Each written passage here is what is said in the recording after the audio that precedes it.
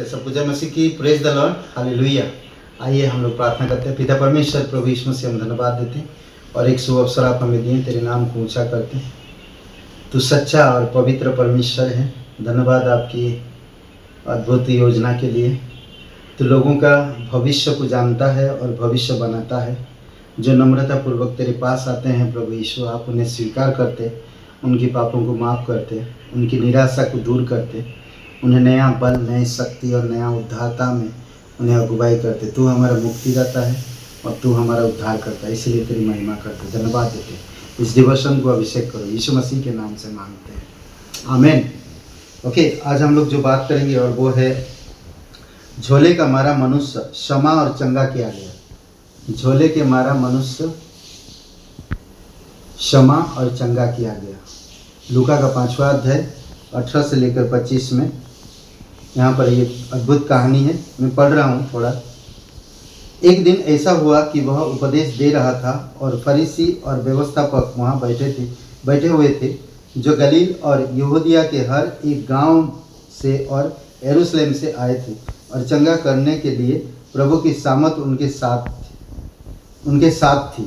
उस समय कई लोग एक मनुष्य को, जो लकवे का रोगी था, खाट पर लाए और वे उसे भीतर ले जाने पर यीशु के सामने रखने का उपाय ढूंढ रहे थे। पर जब भीड़ के कारण उसे भीतर ना ले जा सके तो उन्होंने छत पर चढ़कर और खपरेल हटाकर उसे खाट समेत बीच में यीशु के सामने उतार दिया। उसने उनका विश्वास देखकर उनसे कहा, हे मनुष्य, तेरे पाप क्षमा हुए। तब शास्त्री और फरीसी विवाद करने लगे, यह कौन है जो परमेश्वर की निंदा करता है? परमेश्वर को छोड़ और कौन पापों को क्षमा कर सकता है? यीशु ने उनके मन की बातें जानकर उनसे कहा, तुम अपने मन में क्या विवाद कर रही हो? सहज क्या है, क्या यह कहना कि तेरे पाप क्षमा हुए, या यह कहना कि उठ और चल फिर? परंतु इसलिए कि तुम जानो कि मनुष्य के पुत्र को पृथ्वी पर पाप क्षमा करने का पूरा अधिकार है। उसने उस लकवे के रोगी से कहा, मैं तुझसे कहता हूँ, उठ और अपनी खाट उठाकर अपने घर जा। वह तुरंत उनके सामने उठा और जिस पर वह पड़ा था उसे उठाकर परमेश्वर की बढ़ाई करता हुआ अपने घर चला गया। वचन 26 में, तब सब चकित हुए और परमेश्वर की बढ़ाई करने लगे और बहुत डर कर कहने लगे, आज हमने अनोखी बात देखी है। अद्भुत बात है यहाँ पर इस व्यक्ति की कहानी। और इसके दोस्त, 4 दोस्त लोग हैं। दोस्त ऐसा होना चाहिए, करेक्ट ना? ऐसा दोस्त जो सच में दूसरों की परवाह करते हैं। और ये दोस्त, उस लकवे की रोगी के दोस्त लोग उसे उठा कर लाए यीशु के पास। यहाँ पर एक बात, एक असहाय अपंग यीशु के पास लाया गया। असहाय, पूर्ण रूप से अपंग है और उसके पास है। वे लोग जो उसे लाए, उनका विश्वास कैसा था? उनको यकीन था कि यीशु उसे ठीक कर देगा। उनको पता था, उनको पूर्ण रूप से विश्वास था, चल हम तुझे ले चलेंगे, किसी भी हाल में कैसे भी तुझे यीशु तक पहुंचाएंगे और यीशु तुझे ठीक करेगा।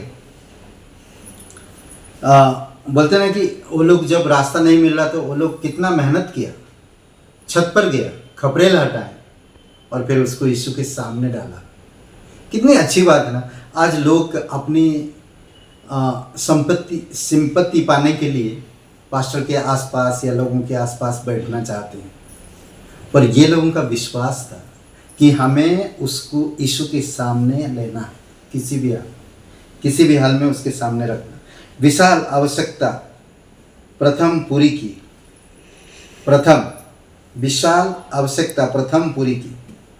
तो पहली बात, उसमें उसकी जो ज़रूरत थी, जो आवश्यकता था, उसे पूरा किया। उसके पाप अनुग्रह से क्षमा किया गया। पाप अनुग्रह के बिना क्षमा नहीं हो सकता। अनुग्रह बहुत इम्पोर्टेंट है। परमेश्वर ने उसे देखा और उनके विश्वास को देखा और उसकी पाप क्षमा किया। उसका शरीर सामर्थ से चंगा हुआ। गवाही में वह खाट लेकर चला गया। क्षमा, नया जन्म, नई चाल और गवाही, ये सारी चीज़ें हम देख सकते हैं। अद्भुत बात है ना, वो खाट उठाकर चला गया। न बिस्तर में जो पड़ा था वो उसको उठाया और चला गया सबके सामने। सब हक्का बक्का देखते रह गए, ये क्या हो गया। अभी तो खपरेल हटा के वो नीचे उतारा गया और ये चल के जा रहा बाहर दरवाजा में, सबके सब देख रहे हैं उसको। सोचिए थोड़ी समय के लिए, अद्भुत है। उसकी कैसा मुक्ति मिल गया, उसे कैसा क्षमा मिला, उसको कैसा नया जन्म मिला, उसका कैसा नया चाल।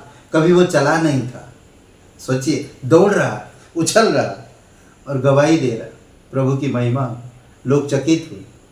अद्भुत है ये कहानी, आप खुद पढ़िए और परमेश्वर आपके दिल से बातें करेगा। आमीन। आइए, कई बार हम लोग भी ऐसे अपंग होते हैं आत्मिकता में, पर हमारे मित्र जब हमारे पास आते हैं और हमें परमेश्वर की वचन से इनकरेज करते हैं तो हम इनकरेज होते हैं, फिर से हम चार्ज हो जाते हैं। कई बार संडे सभा में पास्टर जब पुलपिट से संदेश देते हैं तो हम चार्ज हो जाते हैं। पूरा सप्ताह हमारा निराशा रहता है, हमारी आंखें अपंग हो चुका, हमारी शब्द अपंग हो चुका, हमारी कान अपंग हो चुका, हमारी सोच विचार कुछ नहीं, सब कुछ अपंग हो चुका। पर जब हम पुलपिट से संदेश सुनते तो हम जागरूक हो जाते, फिर से ताज़ा तरोताज़ा हो जाते हैं, साहस हमारे अंदर पैदा होता है। आमीन। आइए प्रार्थना करते। पिता परमेश्वर, प्रत्येक भाई बहन को अभिषेक करो, तेरी दया और कृपा रहे। जब जब वचन पढ़ते हैं प्रभु, आप साहस के साथ उनको प्रेरित करो और अगुवाई करो। पिता धन्यवाद प्रत्येक भाई बहनों के लिए,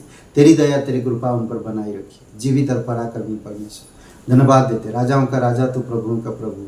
धन्यवाद आज का दिन को, इस समय को, इस डिवोशन के लिए धन्यवाद। यीशु मसीह के नाम से मांगते हैं, आमीन। हे ब्रदर एंड सिस्टर, सबको जय मसीह की।